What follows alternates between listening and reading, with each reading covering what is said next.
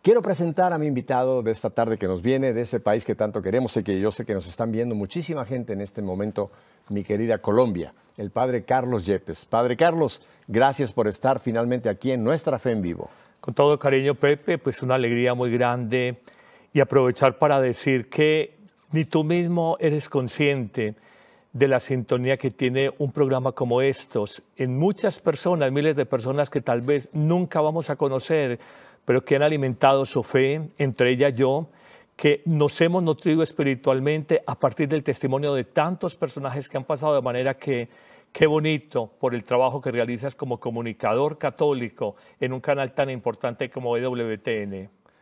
Muchísimas gracias, Padre. Nosotros decimos que preferimos no conocer cuánta gente, sino simplemente cada día poner nuestro granito de arena y que el Espíritu Santo se encargue de llevar hasta los últimos rincones lo que era el deseo más grande de Madre Angélica, llevar el esplendor de la verdad hasta el último rincón de la tierra. Y no conoceremos la gente, pero solo Dios sabe el bien que se está haciendo a través de una cámara de televisión, a través de una imagen, a través de un mensaje. Mucha gente que tal vez ha perdido el contacto con la práctica tradicional de la iglesia y a través de un medio de comunicación vuelve a alimentarse espiritualmente y a nutrir su fe. Ya que tengo un presbítero, tengo un sacerdote aquí con nosotros, le voy a pedir un gran favor. Si usted nos quiere hacer favor de encender estas 3 velas de nuestro aro, de nuestra corona de Adviento, ahí tiene usted un mechero que espero que funcione. Con todo cariño. Ahí está. La primera vela. La primera semana que es de la Adviento. preparación al nacimiento del Niño Jesús, la vigilancia. La segunda vela que nos habla de la conversión. Y la tercera vela, Pepe, que cambia de color porque nos habla de la alegría, el Domingo Gaudete. Yo sé que la gente a veces humanamente, la llamita está ahí como... Tomemos una de estas y la Vamos a encendemos. tomarla, ahí está, Exactamente. está ahí es el Domingo Gaudete o Domingo de la Alegría, porque de alguna manera la actitud espiritual más propia del Adviento es la de una madre embarazada que con esperanza, preparándose y con alegría espera el nacimiento, la llegada de una nueva vida al seno de su hogar. Y de alguna manera nosotros, los padres de la iglesia, lo han dicho, tenemos que sentir esa preñez, ese embarazo en nuestro corazón. María lo llevó en su corazón y en su vientre y nosotros lo queremos llevar, formar, gestar en nuestro corazón y luego darlo a luz. Tengo acá esta hermosísima imagen, Padre Carlos, que no es una imagen muy conocida. Hace tiempo yo la descubrí y realmente me encantó ver una imagen de nuestra Santa Madre que está precisamente embarazadita, una joven. La vamos a poner ahí de perfil para que la cámara la enfoque y se le ve claramente el estómago, el vientre, la Virgen del Adviento, la Virgen embarazada, esperando, tratando de gestar, de formar la nueva vida. ¿Qué es lo que hacemos nosotros para que en la Navidad no sea algo mágico, Pepe, sino que de verdad haya una formación, un proceso de gestación espiritual en nuestra vida y que la Navidad no sea simplemente una frase cliché, feliz Navidad, sino que de corazón digamos, feliz nacimiento de Jesús en tu vida, de la vida nueva que Dios te quiere dar? ¿Qué les parece? ¿Qué clase de comunicador es el Padre Carlos, verdad? Padre, yo soy muy preguntón. Hay mucha gente que ve en nuestras parroquias precisamente lo que acabamos de hacer, esta ceremonia del encendido de estas velas. Y una ocasión hubo una persona que me dice, Pepe, esa vela color de rosa es que se les acabaron las velas moradas y encontraron una y la pusieron ahí como de emergencia.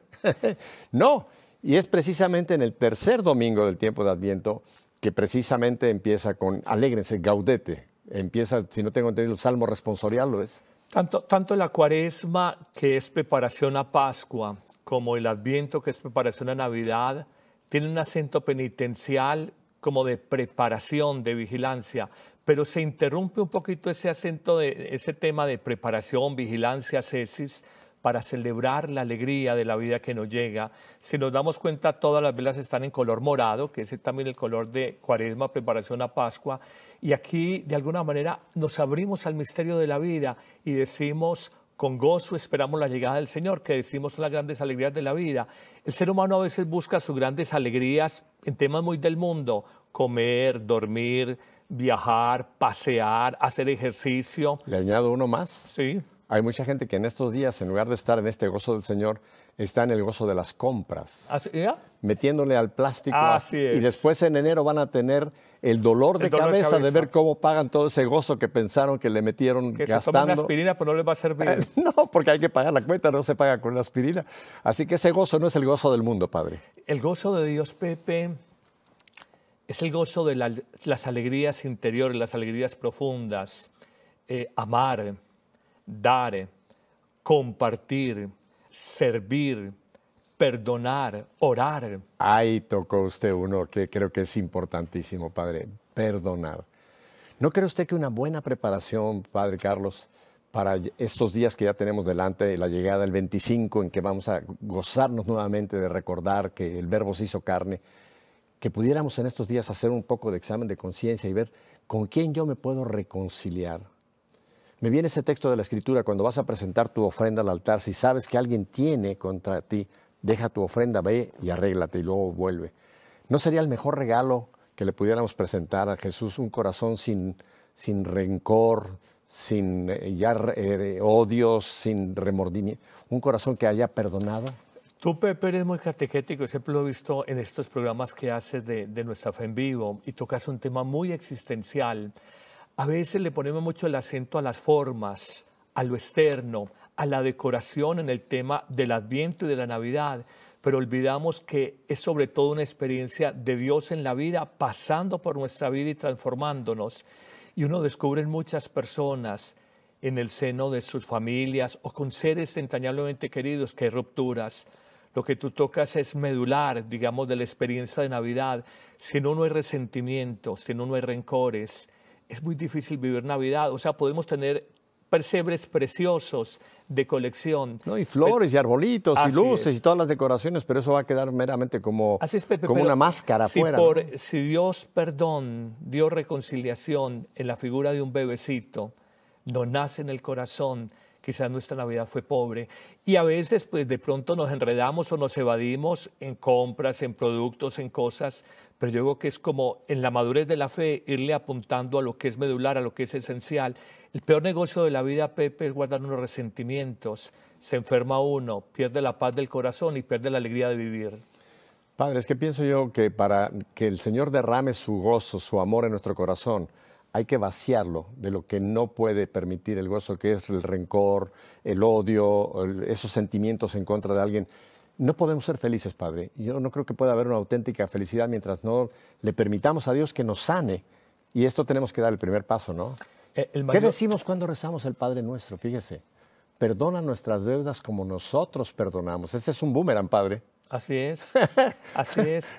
Y el mayor obstáculo para que Dios actúe en la vida es uno mismo. Uno. No es nadie, no es la otra persona, mi suegra, mi cuñada, mi vecino, mi primo, mi cónyuge, mis enemigos. Son mis incapacidades de perdonar, son los orgullos que tenemos todos los seres humanos, son los egoísmos que nos hacen incapaces de abrirnos al otro. Y creo que es en este tiempo justo del Adviento, en un día tan bonito como el de la Virgen de Guadalupe, que vamos a tocar enseguida ese tema. No, que no crea ella que nos hemos olvidado. Aquí está, vamos a hablar un momentico de ella. Que nos dé la gracia de la reconciliación y de sanar el corazón, que nos pasamos la vida con resentimientos por peleas pequeñas de años anteriores y no somos capaces de dar ese paso y reconciliarnos. Fíjese que esto que dice usted, Padre, ahora me acaba de brincar aquí muchísimo también lo que estamos mencionando hoy a nuestra Lupita, como lo decimos en México, que no la tengo aquí porque es la patrona de México y soy mexicano. De América Latina. Es la emperatriz de América, familia. Así que aunque tenemos Chiquinquirá, en fin, tenemos todas las devociones de cada una. Pero en Colombia es muy querida la guadalupana, es muy querida. Bueno, me han dicho que en Japón, en lugares donde uno piensa dónde puede, ahí está la Guadalupe, está por todas partes. Pero es la emperatriz de América, aparte también de Filipinas, así que por eso es que la tenemos acá. Pero fíjese qué interesante, cómo la Virgen vino también a sanar dos culturas. La cultura azteca, la cultura del altiplano de México, la cultura de España que había llegado y que habían entrado en un colapso, habían entrado en un tiempo de gran confrontación. Y Guadalupe viene a unir estas dos, incluso ella misma, ¿no? Sus rasgos. Viene a sanar. Tú serás un maestro en esto de Guadalupe, pues por tu sangre mexicana, pero uno que conoce, lo que uno alcanza a saber es que Guadalupe es el más hermoso y patente ejemplo de lo que es una fe inculturada, de lo que fue capaz a partir de todos los símbolos y todo lo que hay en el misterio de Guadalupe, permítame esta expresión, de lo que fue la cultura raizal, la cultura propia de México y de América Latina, en ese encuentro con la cultura blanca europea. Y padre, esas palabras que recibe Juan Diego en la última de las 4 apariciones en las cuales él tomó parte, cuando ya la Virgen le encargo, ve a llevar lo que te pide, olvídate de tu tío, de Juan Bernardino. Y aquellas palabras que creo que no son solamente para Juan Diego, son para la humanidad. No estoy yo aquí, que soy tu madre. Te cuento como un testimonio, Pepe, cuando la primera estuve la alegría y la gracia de visitar el santuario allá en México, yo decía del relato del Nicalmo Powa, ¿cuál será la frase? Y sin lugar a dudas me parece que es la que mejor representa o comunica un mensaje al mundo, que es su maternidad espiritual, su consuelo, su acompañamiento, porque el ser humano maneja muchas angustias, muchos dolores, muchas ansiedades, muchas preocupaciones, y la madre, la Virgen, que es la imagen universal de la madre, en el orden de la gracia para nosotros, significa todo eso, acompañamiento, consuelo, guía, protección para nosotros sus hijos. Padre, es que en esas frases a San Juan Diego le dice, ¿qué te aflige? ¿Qué te preocupa? No estoy yo aquí, que soy tu madre. Y una que es increíble, dice, no te tengo en mi regazo. Fíjese qué detalle, ¿no? ¿Qué te preocupa? No te tengo yo entre mis brazos, en mi regazo. Y esas palabras, Coste, no son solamente para los que nacimos en esa tierra mexicana. Yo digo que es para la humanidad entera. Y la ternura con la que habla Juan Dieguito, mi hijito, el pequeño, y la ternura con la que él se expresa frente a la madre, mi niña. Uno ve esa expresión, uno dice, es claramente la manifestación de la Virgen a los pequeños de Dios, a los pequeños de corazón. Así es. Así que hoy América estamos de fiesta, no solamente los mexicanos. Estamos todos de fiesta celebrando el Domingo de la Alegría. Y miren, justo el día siguiente del Domingo de la Alegría, la gran alegría, el 12 de diciembre, Nuestra Señora de Guadalupe, emperatriz de las Américas. Padre Carlos, yo lo veo que viene usted muy bien arregladito, con cuello clerical. ¿Así nació usted? No. No. Detrás de cada uno de nosotros, en este momento de la película de la vida, hay una historia. No le digo porque mucha gente piensa que un sacerdote ya desde chiquito ya le pusieron en su cunita un cuellito y que ya siempre fue usted un santo varón y que después recibió ya el orden episcopal, etcétera. Digo, no episcopal, a lo mejor va para allá. No creo. El orden sacerdotal, el presbiterio, etcétera. Cuéntenos un poco de Carlos. Yo creo que hay algo bonito, Pepe, y es como conocer la humanidad de cada persona. Ciertamente todavía hay algo de esa creencia, pero cada vez se muestra más como la parte humana, ¿no? Soy un hombre simple, de una vida de familia. Mi padre acaba de fallecer hace 18 días exactamente. Que entró a la vida vivió eterna. su Pascua, el encuentro con Dios, y lo digo con mucho cariño. Mi padre fue una madre, y uno ahora valora como ese testimonio de valores, de amor, de muchos de nuestros viejos que lo hicieron a uno de alguna manera, lo equiparon de valores y de principios rectores, lo metieron en esa maleta para la aventura y para el viaje de la vida. Soy el tercero de 5 hijos, nacido en Medellín. Nunca pensé ser sacerdote, nunca fui monaguillo, acólito, del todo. Notame el acento, del todo. Ajá. Así que no sé, yo tuve la oportunidad de conocer esa región tan bellísima que es Antioquia y Medellín. Qué lugar privilegiado de la... Es lindo, pero en todas partes, cuando la vida le permite uno salir, en todas partes hay lugares bellos y gente bella. Sí, pero Medellín y las orquídeas de Medellín tienen su lugar muy especial. Así que usted nace en ese bello territorio. Sí, nacimos allá y... 5 de familia. 5 hijos. ¿Usted en qué lugar está? En toda la mitad. A la mitad. Usted es el sándwich. Sí, el sándwich. Cuando íbamos a salir, decían las 2 mayores, pero cuando ve que salga una tarea en la casa, los 3 mayores se quedan haciendo este trabajo. Entonces, a veces convenía, a veces no convenía. Uno no se escapó usted, o por arriba o por abajo, pero usted estaba ahí. Así es, Pepe. Ajá. ¿Cuántos hombres y mujeres? Son 3 mujeres, 2 hombres. ¿Los 5 todavía están aquí? Sí, todos. Mis 2 hermanas mayores casadas. Yo me casé con el Señor. Ayer ajusté 23 años. Ya me robó usted la noticia. Lo iba yo a dejar, pero el padre ayer, Domingo Gaudete, celebró 23 años de su ordenación sacerdotal, así que, padre, felicidades. Pues que el Señor nos ayude y simplemente ayer hacía una plegaria dándole gracias porque uno ha visto en medio de las limitaciones que tenemos como seres humanos, en medio de las fragilidades, uno ha visto las bondades de Dios, uno ha visto la guía de Dios y de nuestra Santísima Madre, la Virgen de Guadalupe, concretamente porque ella de manera especial en esa primera noche del 11 de diciembre, víspera del Gran Día de Guadalupe, le quise entregar a la Virgen el sacerdocio y uno siente que ella a nosotros los sacerdotes nos quiere de manera especial y nos cuida. Pero bueno, ya dijo usted que tiene 23 años de ordenado. Yo sé cuál es su edad, entonces, pero antes de esa ordenación, ¿qué pasa con Carlos? Terminé mi bachillerato, nunca pensé ser sacerdote, mi padre era abogado. ¿Pensó en una familia también, sí, en casarse y tener...? Sí, y en una carrera profesional estudié Derecho con quien más quiere uno en la vida. Estudié Derecho con quien más quiere uno en la vida. ¿Cuál es la persona que tú más has querido en la vida antes de tener familia? ¿A mi padre? Mi madre, yo estudié Derecho mamá, con mi madre. ¿Cómo que su mamá es profesora? Sí, no, estudió Derecho conmigo. Estudiamos ¿Estudió juntos. junto? Y nos graduamos juntos. Oiga, usted está Lo digo poniendo con un sano orgullo. Está usted poniendo un récord en esa silla, porque nunca había tenido yo a Sí. nadie que me cuente que haya hecho su carrera con mamá. Sí, mi madre. Ah, y qué te voy a lindo. contar algo que me da pena que decir en público. Mi madre era mejor sea estudiante penoso, que ¿no? yo, era mejor estudiante que yo, más dedicada. A mí el derecho al principio me gustó, luego... ¿Le copió usted las tareas? No exactamente las tareas, pero sí la veía muy consagrada con sus 5 hijos y por eso uno admira tanto como las mamás, porque uno les ve... Espérame. A ver, déjeme asimilar esto. Ya había los 5 hijos. Sí, claro. No, ¿Y mi mamá? madre estudió conmigo. Yo entré de 17 años a estudiar Derecho. Mi madre es 25 años mayor que yo, tenía 42.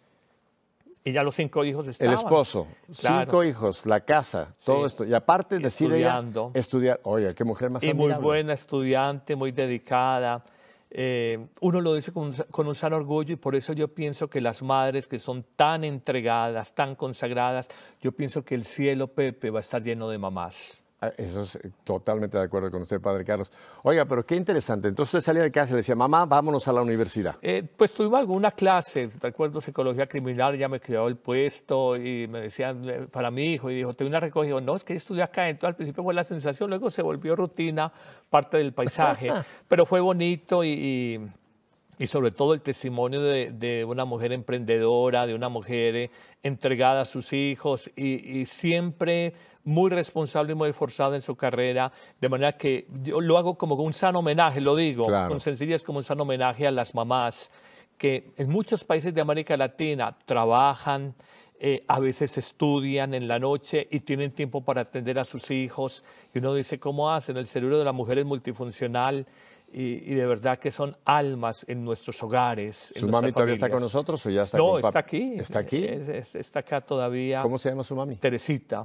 Nos está viendo. Sí, pues me imagino que sí. Ah, sí. Imagino seguro. que sí. Teresita, un beso y algún día espero poderle dar un abrazo en persona, ¿eh? Así que espéreme por ahí en Medellín. El ser que más quiere uno en la vida, los abuelos decían esta frase, Dios y madre y lo demás es aire. Esa no Amores me la- ciertos, Dios y madre y lo demás es aire. Esa no me la sabía. Bueno, ahora ¿Ve cómo aprendiste cada algo día nuevo. aprende algo nuevo? Así que entonces hace usted la carrera de abogacía. ¿En qué especialidad? No, uno hace la carrera en general y después de acabar la carrera tú te puedes especializar derecho penal, civil, comercial, laboral, internacional, público. Pero no, yo acabé mi carrera y al final me costó, Pepe, porque mi escala de valores fue cambiando. En mí vino la que sería como la gran crisis de mi vida. Estaba acabando la carrera, tenía 22 años, perdió interés el derecho. Me fui de mi casa un tiempo por circunstancias personales que no vale la pena decirlas aquí en televisión. Me vi casi expulsado de la universidad por un incidente de que en el periódico de la universidad escribí contra un directivo de la universidad. Hacía política como un estudiante de Derecho y me sentí en el mundo de lo político un poco utilizado. Entonces, como que todo eso que eran las escalas de valores del mundo, eso bajó. Y al mismo tiempo empecé a conocer como grupos de jóvenes que buscaban.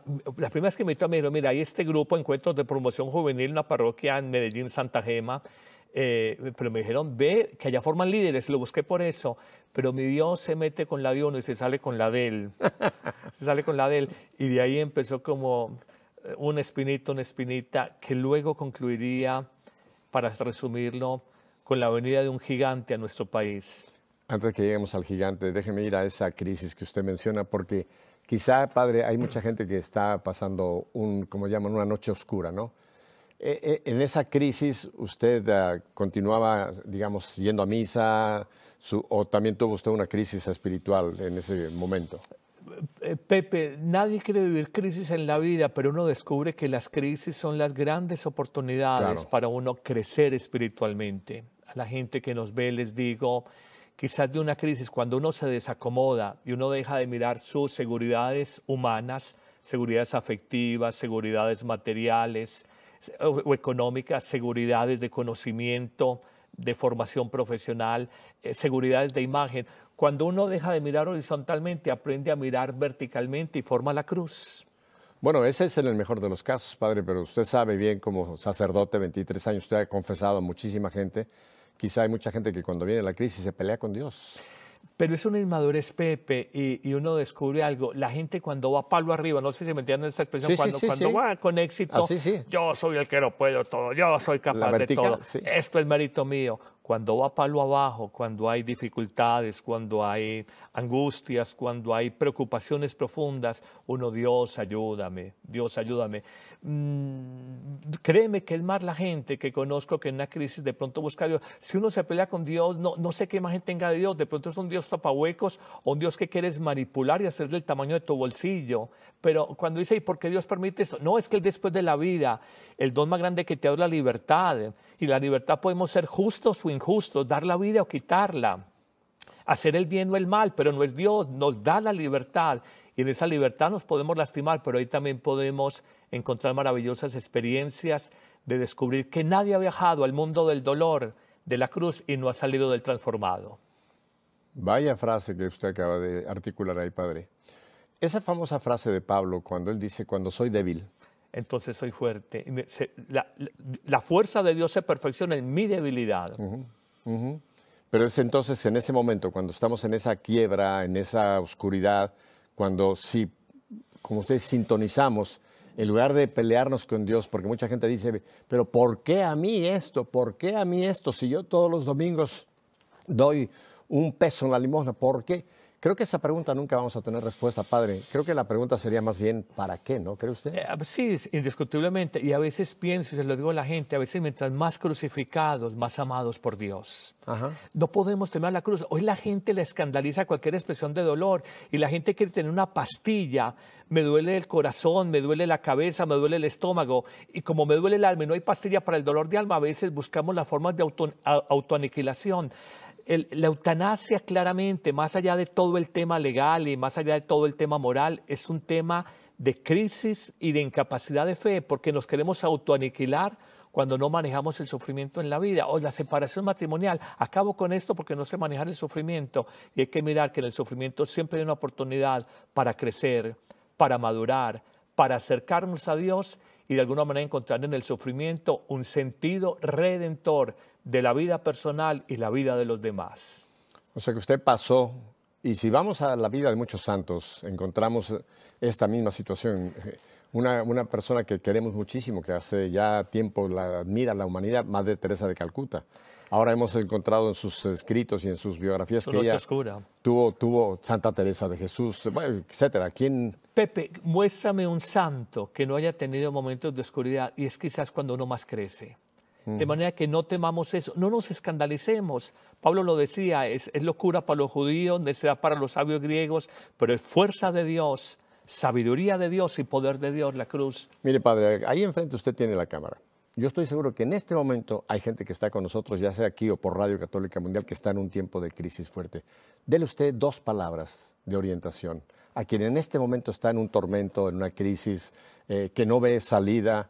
Usted como un sacerdote, dígale ahora la palabra. Primero es un llamado. Dios permanentemente nos convoca, a veces de maneras muy suaves, a veces de maneras no tan suaves.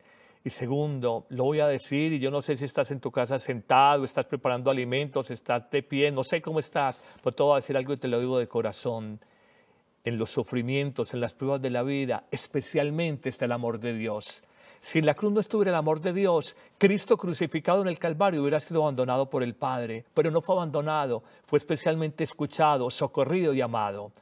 Y uno a veces se escandaliza. No, entendemos el amor de Dios, Pepe, y queridos televidentes, cuando me gano un buen sueldo, cuando tengo un buen matrimonio, cuando gozo buena salud, cuando tengo unas bonitas vacaciones. Ahí entendemos fácilmente el amor de Dios, pero en la cruz, en las dificultades, en las desacomodos de la vida, desinstalaciones de la vida, allí está Dios especialmente acompañándonos. Se descubre más es en la fe, pero allí está el Señor y allí lo debes de encontrar. Mi gracia te basta, dice que... Y vencerás. No te Mi quitaré el gracia aguijón te de la carne. Me lo has pedido otras veces, no te lo quitaré. O sea que ese tiempo, esta crisis que usted nos narra, ahora vemos el fruto. Ahora tenemos a un sacerdote en nuestra iglesia que pasó por esto y en esa crisis usted no se hundió, no se suicidó, no se suicidó porque está aquí con nosotros, pero me refiero, logró usted salir de esa crisis. Pepe, sí, uno dice, las crisis en ese momento uno no las entiende, pero pasado el tiempo y mirando la historia de uno en retrospectiva, uno descubre el Señor. ¿Por qué permite? No esa crisis, sino muchas que se ven en la vida, y en todas uno aprende a caminar con el Señor y a saber que necesitamos la fe desnuda, la fe más pura cuando uno está en crisis, la enfermedad, la vejez, la soledad, la pobreza, el desempleo, la ingratitud, la traición humana. Son momentos de dificultad, pero el Señor siempre está ahí, nunca abandona. Esos dos adverbios tan bellos, siempre y nunca, más que predicarse de los seres humanos, se predican solo de Dios. Siempre estaré contigo, nunca te abandonaré. Padre, en un momento vamos a tener que ir a unos breves mensajes. Yo sé que la gente quisiera no tener que ir a un breve mensaje, pero esto es casi como una telenovela porque usted habló de un gigante que va a llegar a Colombia y que va a llegar a su vida. No lo voy a revelar quién es. Quédese con nosotros porque después nos va a hablar el Padre Carlos. ¿Quién fue ese gigante? Volvemos con ustedes enseguida. Tranquilos ahí. Creo que la iglesia nos ha asistido desde Pablo, que nos dice claramente, alégrense todo el tiempo. Yo creo que la alegría, como usted ya lo apuntó anteriormente, no es lo externo, lo que el mundo nos presenta como que esos son los valores, ¿no? La alegría se tiene que llevar en el corazón y es la alegría que, a pesar de lo que usted ya nos narró, las crisis, las noches, la alegría de Cristo no la podemos perder y esa es Navidad todo el año. Las alegrías del mundo las hay, no podemos, digamos, caer en una satanización, pero son alegrías superficiales. ¿Sí? Son alegrías poco duraderas y normalmente cuestan. Las alegrías de Dios son profundas, permanecen y siempre gratuitas. No es ahora el momento, pero solamente un comentario que y lo llevo yo tiempo analizando. Lo vemos, por ejemplo, en el cardenal Bergoglio, al momento en que recibe esa encomienda de tomar las riendas, el timón de la barca de Pedro, esa transformación que se le ha visto a Francisco y esa alegría que gente que lo ha conocido de mucho tiempo, aquí han estado gente que lo conocen perfectamente, dicen, hay algo especial en Francisco, esa alegría que ahora él muestra no es fingida, no es una pose, es algo que Dios le regaló para que nos la muestre al mundo, lo que es la alegría de vivir la fe. Yo creo que es la vida de una persona, el Emmanuel, Dios con nosotros, Dios caminando en nuestra vida, saber que más allá de los problemas de la cotidianidad es la certeza de que el Señor está conmigo. Y yo creo que eso es lo que le dio la audacia a los santos, le dio la audacia a estos gigantes que emprenden un proyecto, una utopía, como es un canal de televisión católico, con las condiciones especialísimas que tiene la fundación de este canal y la proyección que tiene del mundo. Esa es la convicción de saberse uno conducido, llevado por Dios. Ya usó usted por segunda vez la palabra gigante. Usted nos habló de un gigante que llegó a Colombia en esos días de esta situación de su vida, estos años de tránsito. Cuéntenos de ese gigante. Hablamos de quien fue llamado el atleta de Dios, de un hombre de todos los registros, en discursos, en multitudes, en capacidad de entrega, en documentos eclesiales. Hablamos de Juan Pablo II. Con los años sabría Pepe de que no hubo un país que no visitara a Juan Pablo II y no suscitara vocaciones religiosas, misioneras, al sacerdocio. Yo no fui la excepción. Fue la venida del Papa en lo que en Colombia se llamaron los días blancos. Llegó un martes 1 de julio, se fue un lunes 7 de julio. ¿Qué año estamos? 86. 86. 86. Y, 30 años. Sí, 30 años exactamente, a mediados de este año. Y uno dice, había algo en él, en su mirada, en el timbre de su voz, en sus palabras, que movía corazones, que tocaba, era un carisma natural. Y yo siempre destaco de Juan Pablo II más que el político en el mejor de los sentidos, o el misionero, o el escritor, el filósofo, destaco el místico, el hombre de vida interior, el contemplativo, el que miraba más allá de ser el Papa de la familia, de los jóvenes. Nos movió y digamos, soy uno de miles, porque sé, por ejemplo, que en Polonia las vocaciones por la época del pontificado fecundísimo de Juan Pablo II crecieron en demasía y nuestro país también conoció esa realidad. Nos visitó una sola vez, 7 días muy intensos, con periplos desde la alegría de estar en un estadio de fútbol con 50.000 jóvenes, hasta visitar Armero, un pueblo que en una avalancha de lodo de un volcán murieron 25.000 personas, 25.000 personas. Sí. En una noche de ese 5 al 7 de noviembre del año 85, justo 6 meses antes de que el Papa llegara. Él lloró allá en Armero. Ordenó en mi ciudad, en Medellín, en el aeropuerto de la época, ordenó 92 sacerdotes. Y no sé, fueron sus discursos, su carisma, su encuentro con la gente, lo que uno, seguramente mi crisis personal me había predispuesto, abierto el corazón. Y fue el instrumento de Dios para uno decir, quiero trabajar por la salvación de las almas como ese hombre. Pero ¿cómo ocurre esto? Se llega el Papa a Colombia, usted se encuentra en un tiempo de esta crisis, se lo encontró usted en una esquina, lo vino a visitar a su casa. ¿Cómo fue? Cuéntenos cómo fue esa influencia de San Juan Pablo en hoy día el Padre Carlos. Lo resumiré porque es el tiempo en televisión, lo rápido que se va.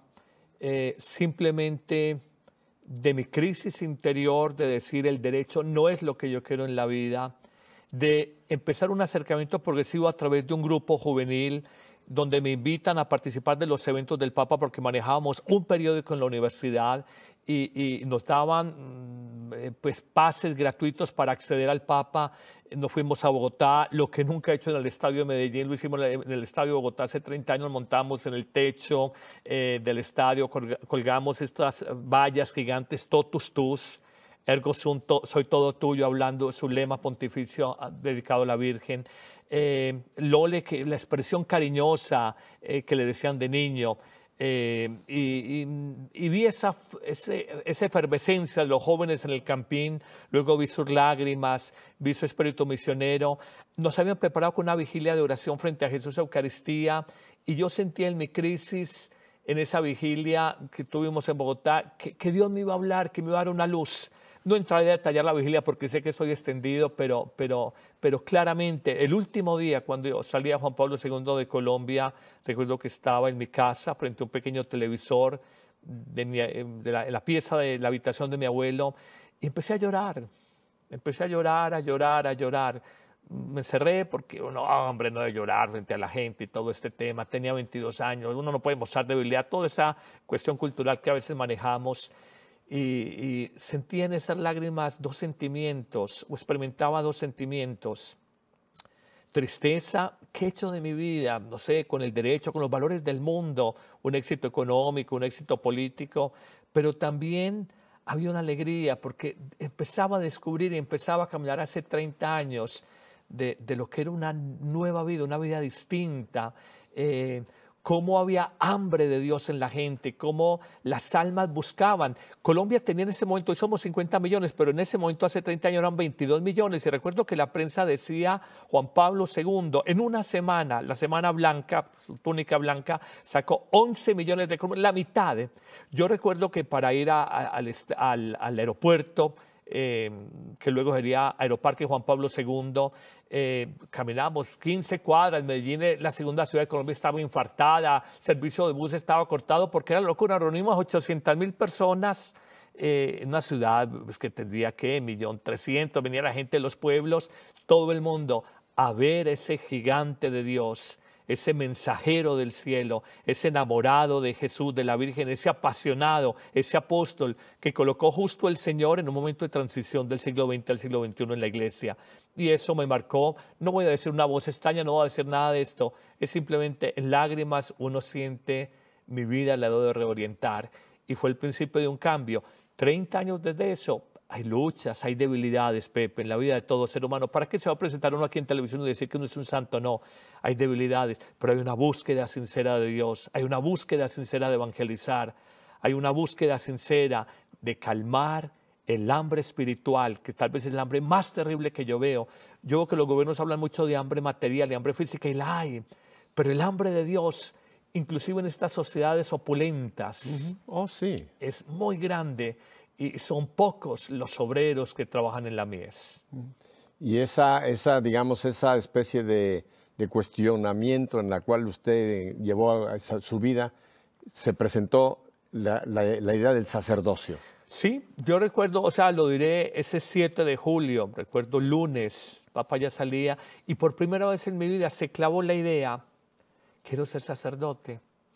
Yo recuerdo que en mi casa no lo dije inmediatamente. Fui donde el único sacerdote que conocía y con sabiduría me dijo, acaba tu carrera. Me faltaba un semestre. Me dijo, acaba tu carrera. Yo no quería, me sentí más como presionado, pero entendí luego la sabiduría, presenta tus exámenes preparatorios. Luego en la casa, pues pensaron un poco que era un embeleco. No sé si me entiendes esta expresión. Sí, sí. En México le llaman una llamarada de petate. Bueno, una cosa que pase así un fogonazo y después pasa. Así es, Pepe. Ajá. Sí, fue muy lindo y el Señor maduró y lo digo con mucha sencillez, pero con un sano orgullo. En los 23 años de sacerdocio, por mi madre viva y por mi Padre que sé que está en el cielo, ni un solo día, ni una sola hora, ni un solo minuto me he arrepentido de ser sacerdote. Que uno a veces se cansa por el trabajo pastoral, porque la gente demanda, exige, que a veces encontremos desengaños humanos, pero se encuentran en el matrimonio, en la vida de soltero, en la empresa, el estudiante, en todas partes. Pero la vocación, esto es muy bello, bien vivido. Vuelvo a decir, somos humanos y siempre es un don inmerecido, pero qué grande es el Señor cuando nos da este regalo y qué hermoso es vivir este don de Dios, esforzarnos por vivirlo con fidelidad, con generosidad y perseverar en este llamado. Nos ven muchos jóvenes, Padre Carlos, y usted acaba de decir algo que tiene que hacer, digamos, pensar a muchos jóvenes. Piensan que el mundo, una carrera, un futuro político, un futuro económico sólido, va a ser realmente lo que uno no puede ni siquiera considerar en dejar por ir al sacerdocio. Porque hay mucha gente que piensa que el sacerdocio pues, es casi una vida de frustrado, que solamente entran a la vida de sacerdotes jóvenes que están frustrados porque no tienen otro camino en la vida. Pero no, usted lo tenía todo en la vida y lo dejó por el Señor. Y usted ha dicho una cosa, nunca me he arrepentido de ese momento. Jamás. Y solo tengo palabras de agradecimiento al buen Dios por todo lo que me ha dado. ¿Qué puede hacer un joven, Padre, que en un momento se cuestiona si Dios me está llamando? O sea, ¿Cómo puede definir si esta es realmente su vocación? Hay que tomar distancia, digamos, frente a la cultura mundana, frente a la cultura secular. Hoy tenemos 5 ismos que nos marcan: el materialismo o consumismo, el secularismo, que es un proyecto de vida, proyecto de matrimonio y de familia sin Dios, el relativismo, que no hay valores morales definitivos, el hedonismo, que es el bienestar como meta última de la vida, y el individualismo, que nos encierra en nosotros mismos. Son miradas fragmentadas de la realidad y esto al joven le impide mirar con trascendencia y reconocer el llamado que Dios puede hacer en su vida. Y hay uno más que el Papa recién lo leí ayer, que le acaba de decir a un grupo de seminaristas, que les dijo que el peligro más grande para un seminarista es el narcisismo. El empezarse a querer tanto, el empezarse a centrar tanto en sí mismo, que puede ser un impedimento para el plan de Dios. Está muy en la línea como de la egolatría, del individualismo, del egoísmo. Y recuerdo que él hablaba así, la pertenencia al reino, la pertenencia a la iglesia. No recuerdo la otra, hablaba de las 3, lo dijo el viernes de la semana pasada, en el encuentro con seminaristas. El Papa es muy luminoso y es muy directo. Lo que pasa es que lo dice con tanto cariño, como que uno dice, habla con la verdad, es un hombre sabio. Nos sacude el tapete fuerte, pero nos está haciendo eso un... es lindo porque es Ajá. encontrar, digamos, de un magisterio absolutamente precioso, el de Benedicto, muy magistral, pero digamos más en el orden especulativo, una sinfonía de un discurso teológico perfecto, llegar a un magisterio del Papa que es la sabiduría de lo cotidiano, de la vida simple, de lo sencillo. Estoy leyendo un libro muy interesante de un periodista español que se llama La alegría de Francisco, algo por el estilo. Y dice una cosa interesante, dice, el Papa Benedicto era un papa para leer. Dice, el Papa Francisco es un papa para escuchar. Es un papa para oírlo en esas frases, como usted menciona, que parecen muy, muy del cotidiano hablar, sobre todo de los argentinos, pero que tienen realmente una catequesis, una profundidad enorme en lo que nos está diciendo en sus 3 años y pico. Y él es muy simbólico también, digamos, para ver en qué sentido es el hombre de los gestos. Hoy la cultura, Pepe, uno tiene que descubrir nuevos lenguajes en la gente de hoy. El lenguaje hoy es más mediado que inmediato y por eso el mundo digital, el mundo de las redes, el mundo de las comunicaciones, el lenguaje hoy es más simbólico. Por ejemplo, lo que tú ves en un estadio de fútbol es toda una liturgia. Lo que hacen antes de un partido, como celebran un gol, como hacen la coronación, la entrega de una copa. Y hay un lenguaje simbólico. El Papa, cuando lava los pies en una cárcel, en un Jueves Santo, cuando el Papa carga un niño, cuando toma mate de un espontáneo en la Plaza de San Pedro que le ofrece, lo está diciendo, soy uno más con ustedes. Cuando se inclinó en esa primera salida allá del balcón del frontispicio en el Palacio Apostólico Vaticano y pide la bendición en el fondo. Oren por mí. Sí, y es un gesto, entonces es un hombre que lee, pero hay que mirarlo porque en esta cultura posmoderna, que es mucho de los símbolos, hay que aprender también a hablar con esos símbolos. Sabe que ha sido una de las... A mí me ha tocado estar en contacto con varios de los eventos papales, entre ellos su primer viaje fuera de Italia. Y recuerdo que cuando llega al aeropuerto Fiumicino para abordar el avión, lo vemos que viene con un maletín en la mano. Que no lo suelta. Y decíamos, pero esto no es posible. Sí. ¿Qué le pasó a su secretario? Sí. Se le olvidó que... Y no, él quiere llevar su propio maletín y él ha confesado porque él lleva su maletín. ¿Usted sabe lo que lleva en el maletín? Pues Padre sé que hay cosas de uso personal. Lleva su máquina de afeitar. Así es. Él usa rastrillo. Lleva su brochita con la que se enjabona. Lleva su breviario y lleva su cepillo de dientes. Y he oído también que algunos papeles personales por aquellos temas espinosos del Vatilino y todo eso. Vaya usted a saber. Padre, ahora quiero desembocar en lo siguiente. Ya hemos encontrado claramente cómo usted le dice un sí al Señor. No hizo lo que el joven rico. Usted no se alejó, sino usted dijo, aquí estoy, Señor, un fiat como el de María. Yo tengo entendido que en estos 23 años usted ha pasado por muchos servicios en la iglesia. Ha sido usted párroco en varias parroquias, obviamente.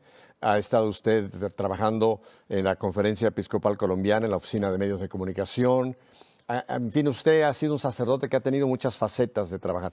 Pero hay una que quisiera que usted nos elabore, que creo que ya usted empezó a esbozarnos.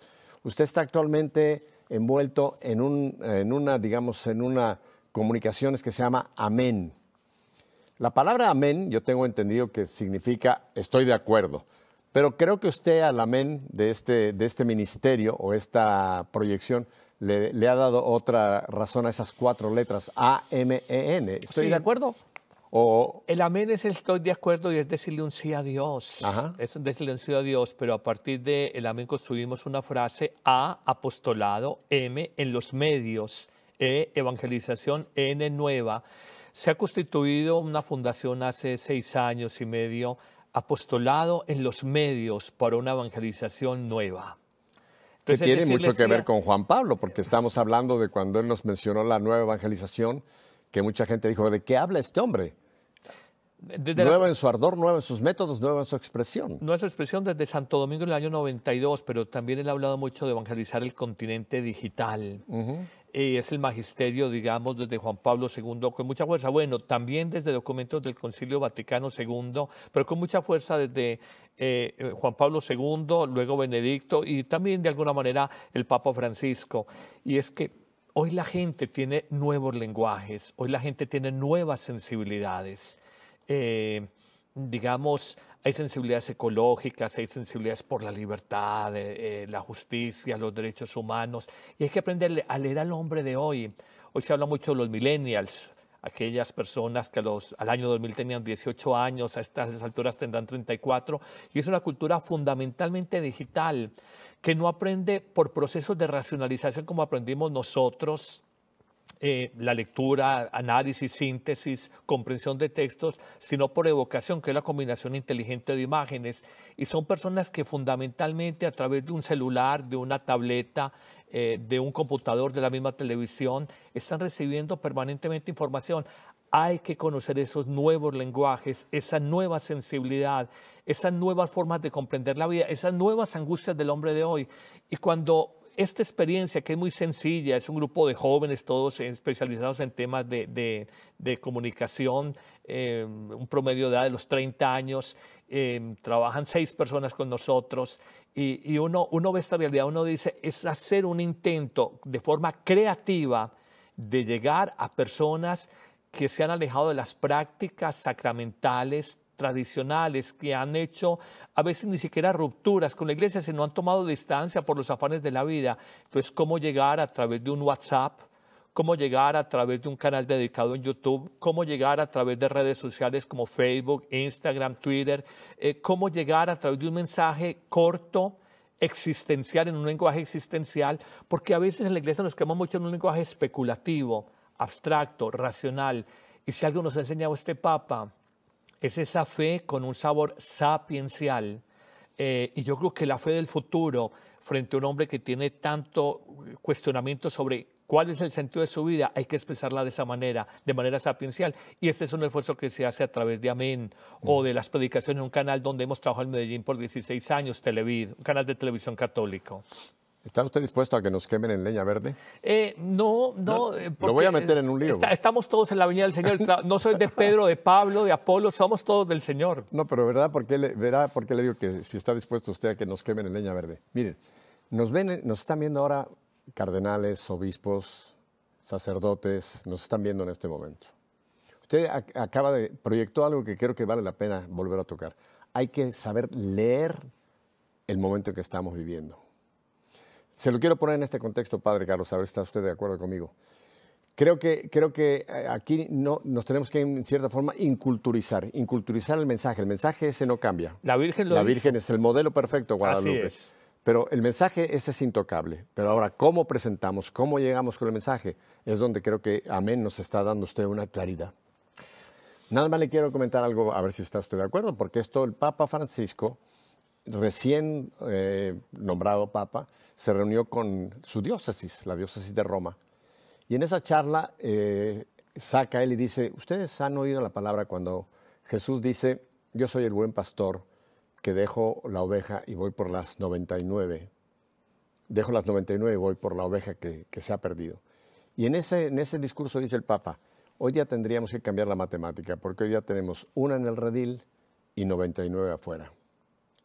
Padre, mi análisis muy personal, usted lo mencionó ya, tenemos una gran cantidad de bautizados que no están en el redil. Quizá no se han peleado, o sea, no se han ido a otras iglesias, pero no los estamos logrando captar a la vida de fe de la iglesia. Amén, me parece a mí que usted lo acaba de escribir, es una manera de ver cómo llegamos a estas 99, por decirlo, que no le estamos llegando en la forma tradicional. ¿Usted cree que esto que usted menciona tiene que ser casi como una visión más eclesial, no solamente para jóvenes del milenio, sino cómo llegarle a quien no estamos llegando a través de la parroquia convencional, a través de la homilía del domingo, a través de lo que tradicionalmente consideramos? Porque el Papa Francisco dijo también otra cosa, y ya aquí lo dejo a usted hablar, que la iglesia tiene que dejar de ser cliental y ir a las periferias existenciales. ¿Es esta la proyección que usted nos está presentando, Padre Carlos? Pues Pepe, vos está muy bien documentado y yo creo que es una buena síntesis. A ver, lo primero es partir de una base. Ese discurso a veces, el mundo está allá y nosotros estamos acá, ustedes acérquense al mundo, no. Tenemos que partir de que hoy pienso que en la gente hay mucha hambre de Dios. Cuando oigo ciertos discursos, es que la gente no busca a Dios. No es verdad. La gente se busca a Dios no necesariamente en el discurso de la iglesia, porque a veces no se siente identificada o representada o respondida, pero entonces el problema no es de la gente, es nosotros cómo hacemos que nuestro mensaje, nuestro discurso, nuestros signos, nuestro testimonio sea iluminador, significativo, confrontador para la vida de tantas personas. Es aquí donde digo que a lo mejor nos pueden quemar en leña verde, porque yo creo que aquí muchos cardenales, obispos, sacerdotes, párrocos, tienen que cambiar, dejar esa estructura que quizá está ya obsoleta y buscar realmente cómo nosotros podemos llevar este mensaje que la gente busca y quiere y tiene hambre, pero hay que sabérselo presentar. Primero, el Papa ha dicho una frase que fue de las que uno más lo pone a pensar, hay que dejar esa autorreferencialidad. Ustedes vengan acá, adáptense, no.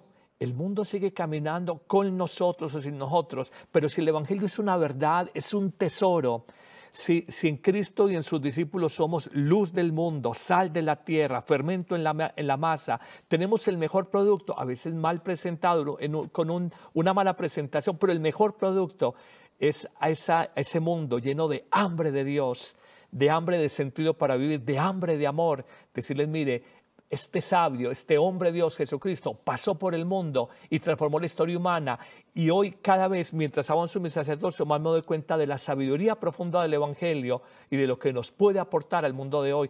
Hoy hay hambre de Dios, es simplemente de formas creativas, de formas novedosas, a través de lenguajes nuevos, el lenguaje por ejemplo mediado en redes sociales, el lenguaje digital, tratar de hacer aproximaciones. No tenemos la verdad revelada, Pepe, pero estamos buscando hacer aproximaciones, cómo acercarnos, cómo evangelizar a aquellos que se han alejado. Te doy un dato. Francisco, nuestro Papa, empezó su pontificado, eran cerca de 3 millones de seguidores en Twitter. Ahora son más de 25 millones. Mucha gente ha leído este Papa en su humanidad, en su contacto cercano con la gente, en su aspecto misionero, y por eso se ha acercado. Y nosotros tenemos que descubrir un signo de Dios en el Papa para estos tiempos que estamos viviendo. Padre Carlos, el tiempo se nos ha ido y usted acaba de destapar una olla de grillos, como decimos. Voy a poner ahora mismo en pantalla, porque estoy seguro que habrá mucha gente, quizá obispos, cardenales, sacerdotes, que quieran hacer contacto con usted para pedirle una consulta. Y laicos de a pie. Y laicos de a pie. Mucho respeto, me da miedo eso. Que sean laicos de a pie. ¿Dónde pueden contactar al Padre Carlos Yepes? Es Amén Comunicaciones, está facilísimo, lo tienen en pantalla, pero lo digo para la gente de radio, @hotmail, que se escribe, para si usted no habla inglés, HOTMAIL. amencomunicaciones@hotmail.com, o pueden ir a la página www.amencomunicaciones.com. Lo repito, www.amencomunicaciones.com. Padre, ¿tú estás dispuesto a que la gente que lo contacte, darle una pequeña orientación? Tenemos permanente un servicio donde hay personas que van respondiendo. Tendrán que tener la paciencia, pero en el Facebook personal Padre Carlos Yepes, en el YouTube Padre Carlos Yepes, y también tenemos en las redes sociales de Amén. Nos pueden escribir. Primero, oramos porque los encomendamos, y segundo, en la medida de nuestras posibilidades les vamos respondiendo. Pero hay un servicio gratuito en el lenguaje digital para muchas personas que de pronto están alejadas, no por mal, sino porque están alejadas por tiempo, por distancias en espacio, por lo que sea. Padre Carlos, tengo que despedirme. Muchísimas gracias. Lo invito a una nueva presencia aquí en Nuestra Fe en Vivo, porque tenemos que seguir hablando de esto, que hoy solamente fue la punta del iceberg. Que Dios te bendiga, Pepe, el trabajo tan bonito que haces acá. Si Dios nos concede una semana más de vida, les ofrezco la próxima semana, les tengo otra sorpresa colombiana. Así que aquí los espero el próximo lunes a esta misma hora. Mientras tanto, recuerden a vivir este Adviento, más que nada preparando este pesebre para que Cristo nazca en él. Hasta la próxima.